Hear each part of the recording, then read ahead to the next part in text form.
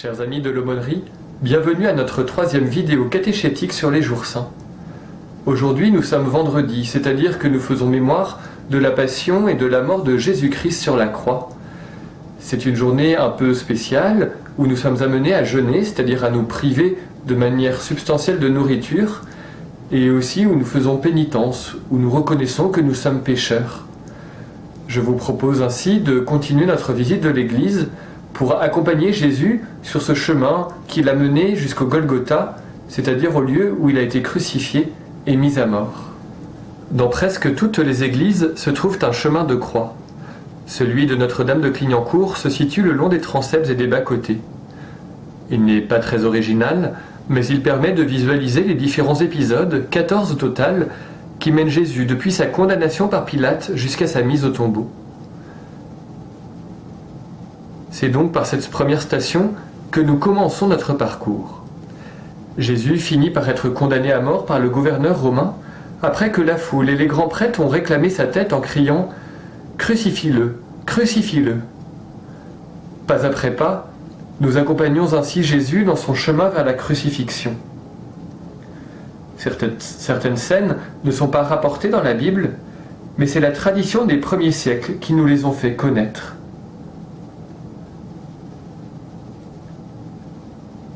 Un personnage comme Sainte Véronique, qui a essuyé le visage du Christ et dont l'histoire est rapportée à la 6e station, n'apparaît par exemple pas dans l'Évangile.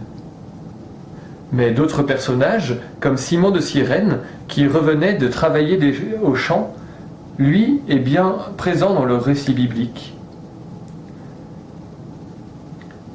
Un chemin de croix est souvent long. Il nous aide à entrer dans le mystère de cette souffrance que Jésus a endurée. Certains personnages, comme Marie, la mère de Jésus, ou Simon, sont là pour l'aider, tandis que d'autres se moquent de lui ou le frappent. C'est pour cela que sa mort sur la croix va être rapide, au point d'étonner Ponce Pilate, qui autorisera Joseph d'Arimathie, un riche juif converti au christianisme, à récupérer le corps et à le mettre dans un tombeau. Poursuivons notre visite de l'église, en espérant qu'elle ne vous donne pas trop le tournis, en nous rendant à la chapelle des morts. Nous avions déjà exploré la chapelle des baptêmes, située à l'entrée à gauche. Nous nous dirigeons maintenant vers cette chapelle qui lui fait face.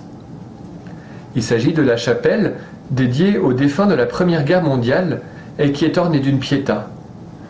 Ce mot désigne une sculpture représentant la Vierge Marie, recevant dans ses bras le corps de son fils mort sans vie.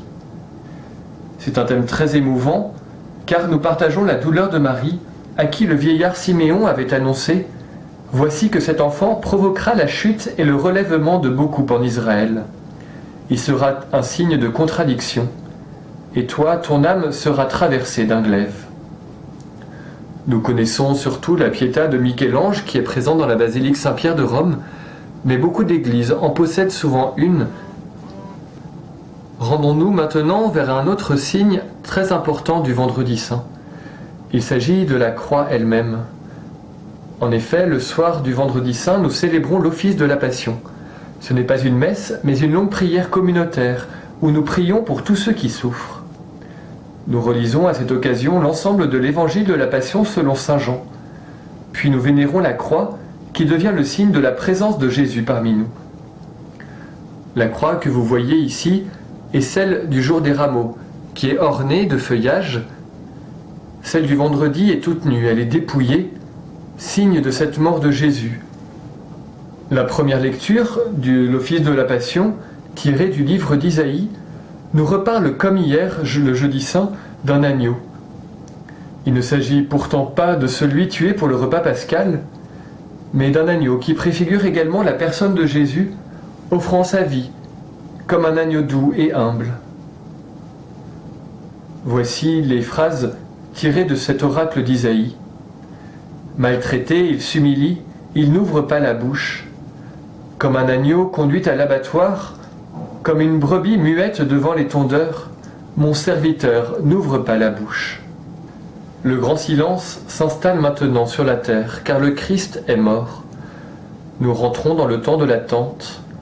Nous partageons la douleur de Marie en jeûnant et en demandant au Seigneur le pardon de nos fautes.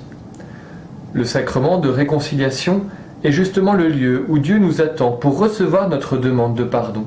Notre relation avec lui est cassée et il n'attend qu'une chose, que nous allions vers lui pour lui dire notre désir d'amour. Le confessionnal était habituellement le lieu où se faisait cet échange à travers la présence du prêtre. Comme il est écrit dans la deuxième lecture de ce jour, tirée de la lettre aux Hébreux, avançons-nous donc avec assurance vers le trône de la grâce pour obtenir miséricorde et recevoir en temps voulu la grâce de son secours. Nous voici donc maintenant dans le temps de l'attente. Jésus est mort.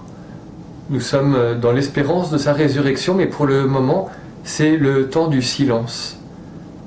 Nous le vivrons de manière particulière avec la Vierge Marie, qui sera le sujet principal de la vidéo de demain, qui nous accompagnera dans ce temps de l'attente.